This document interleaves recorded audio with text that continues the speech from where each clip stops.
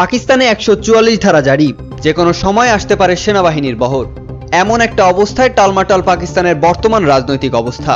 ইতিমধ্যে নির্বাচন কমিশন 60 থেকে 65 ঘন্টা পর নির্বাচনের ফলাফল দিয়েছে। তবে এক্ষেত্রে পিটিআই সহ ইসলামিক বিভিন্ন দলের রয়েছে মতবিরোধ। সকাল থেকেই পিটিআই সহ ইসলামিক দলগুলোর বিভিন্ন প্রাদেশিক নির্বাচন কমিশনারের সামনে বিক্ষোভ শুরু করেছে। বিকেল 3:30 নাগাদ পাকিস্তানের নির্বাচন কমিশনারের পক্ষ থেকে বলা হয়েছে যে নির্বাচন সুষ্ঠু হয়েছে।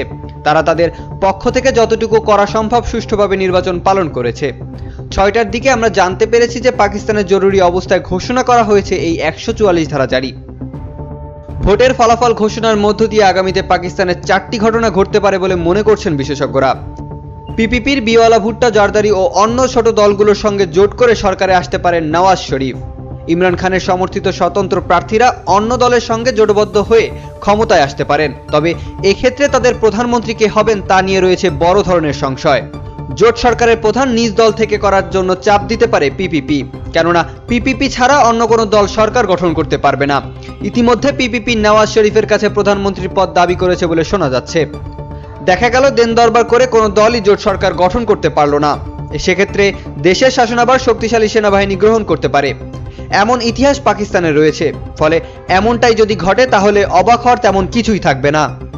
তাহলে শেষমেশ একটি প্রশ্ন কিন্তু থেকেই যায়, আর তা হলো আবারও কি পাকিস্তানের সামরিক বাহিনীর কাছেই ন্যস্ত হবে দেশের সকল ক্ষমতা?